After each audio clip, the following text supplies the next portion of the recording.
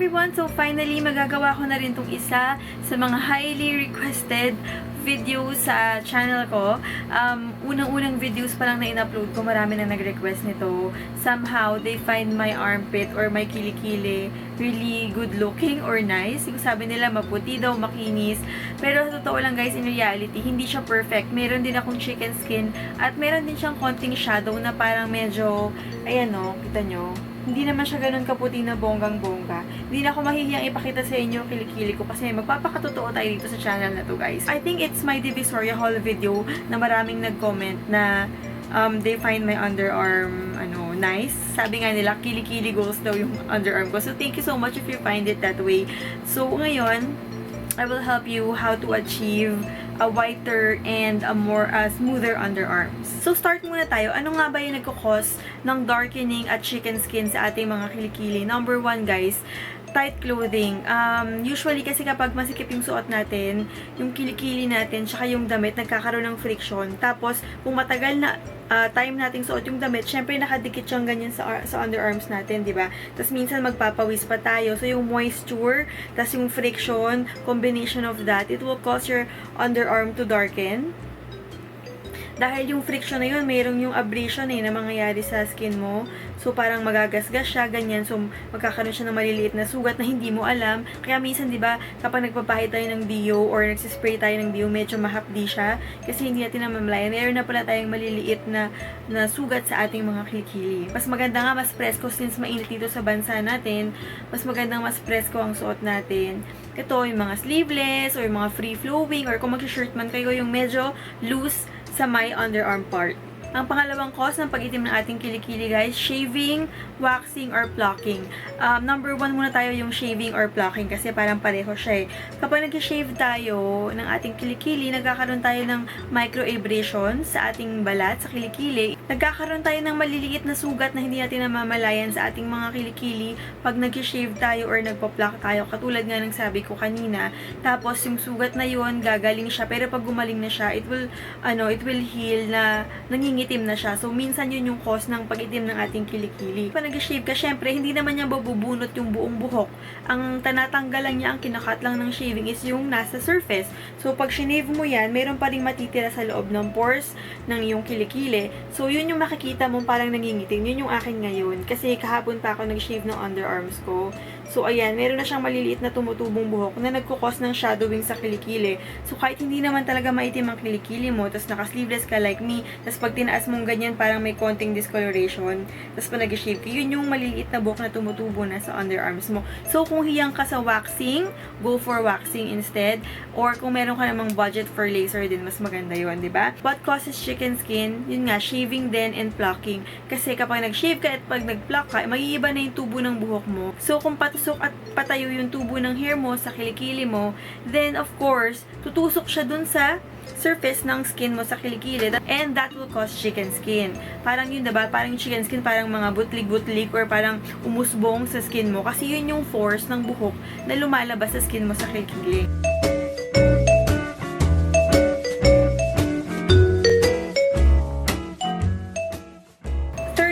Kung bakit nangingitim ang ating kilikili, baka yung ginagamit mong deodorant or antiperspirants, masyadong matapang yung chemical niya na hindi hiyang sa skin mo. Or kung yung skin mo sensitive like ako, kapag matapang yung chemical na nandun sa deodorant, pwede siyang masunog. At pag nasunog yung skin mo dyan, magkakaroon talaga siya ng darkening. Yun yung nangyari sa isa kong friend.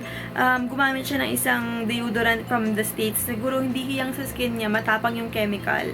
So, yun, after ilang days niyang gamitin, parang nagkaroon ng burn yung skin niya. Tapos, nahirapan na siyang tanggalin. Pinableach siya na ng pinableach, pero ayaw pa rin matanggal yung pagkasunog na yun. So, mag-iingat kayo sa paggamit ng mga antiperspirants and deodorants. Siguro, mas maganda, i-check nyo din kung ano yung ingredients niya. Mas maganda gagamit tayo ng natural. Yung ingredients, marami na niyan. Marami na rin tayo mga spray deodorants available sa mga supermarkets. Meron na rin mga whitening spray deodorants. So, maybe, pwede yung subukan yan. Bumili muna kayo ng maliit, then if hiyang sa inyo, then good for you, diba? Pwede nyo rin isa pang gamitin guys ay tawas. Sa totoo lang, mayroon akong pinsan na nangitim yung kilikili niya niya nasunog naman sa wax, pero ang ginamit niya ay tawas na buo lang. So, papasok siya sa shower, babasain niya yung tawas na buo, tapos bago siya lumabas, ipapahid lang niya sa kilikili niya ng dahan-dahan yung tawas na buo. Continuous lang yung paggamit niya ng tawas, naglighten yung pagkasunog ng underarms niya. Importante rin kapag pipili tayo ng deos at antiperspirants natin is tingnan natin kung odorless siya. Kasi ngayon, kapag may smell yung antiperspirants mo or deodorants mo, ibig sabihin nun may added chemical siya, di ba? Yung scent nung gagamitin mo. So, mas maganda na rin kung siguro gagamit tayo ng mga odorless. Wala naman siguro gumugud sa kilikili mo para amuhin pa yan, di ba? Kung may odor man yung yung gamit mong deo or not. Fourth reason why parang maitim ang ating kilikili at may chicken skin, marami siyang dead skin cells. Yes guys, nagkakaroon din ng dead skin cells ang ating kilikili. So, mas maganda, mag-exfoliate din tayo ng ating underarms. Hindi lang ang ating mukha at ating skin sa katawan ang dapat nating i-exfoliate. Pero since mas manipis ang ating skin sa ating underarms, make sure to do it softly and gently para hindi siya magagasgas. Last but not the least guys, syempre, meron din tayong mga medical condition na tinatawag kung bakit nagkakaroon tayo ng darkening ng ating armpits, ng ating batok, minsan ng ating tuhod. Meron tayong hyperpigmentation na tinatawag. Meron din tayong mga sakit like diabetes, ganyan, nakaka-affect sa pigmentation ng ating skin. So, hindi ako makakapag-advise about that guys.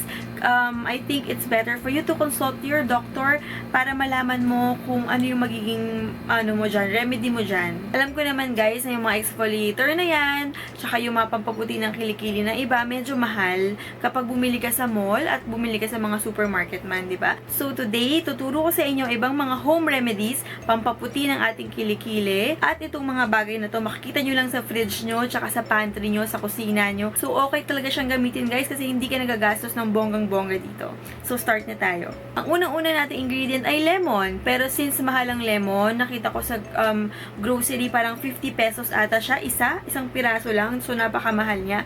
Pero meron naman siyang katumbas na mas mura at pareho lang naman niyang natural bleach at cleanser ay kalamansi. So ang isang kalamansi, isang plastic ata yan, 15 pesos lang, marami ka nang mabibiling kalamansi. At alam ko naman lahat sa mga ref natin, lahat tayong may kalamansi kasi masarap siyang pang sawsawan, pang marinate and everything, di ba? So yan, kuha ka lang ng kalamansi, hiwain mo siya sa gitna, tapos tanggalin mo yung mga buto. Pwede mo na siyang idiretsong ipahid sa kilikili mo. So, ayan, ubusin mo lang yung juice sa kilikili mo. Sa magkabilang kilikili mo. Tapos, make sure before ka maligo, i-apply mo to. Yung maliligo ka na para, if hindi ka comfortable sa amoy ng kalamansi, sa kilikili mo the whole day. So, 10 minutes before ka maligo, ipahid mo siya. Tapos yun, after 10 minutes, then you can go on with your life and take a shower para mabanlawan mo siya. Tapos, pwede mo rin gamitin yung kalamansi pang exfoliate. Gagawin mo lang, lalagyan mo ng salt, yung sa ibabaw ng kalamansi bago mo ipahid sa kilikili mo. Yung salt naman is antibacterial yan. So, maganda siya sa kilikili natin kasi if ever mag-shave ka, mas magandang may antibacterial ingredient ka dyan para hindi pasukin ng bacteria yung kilikili mo. Plus, yung salt, it's a good exfoliator. Just make sure to do it softly and gently para hindi magkakaroon ng abrasion sa ating kilikili.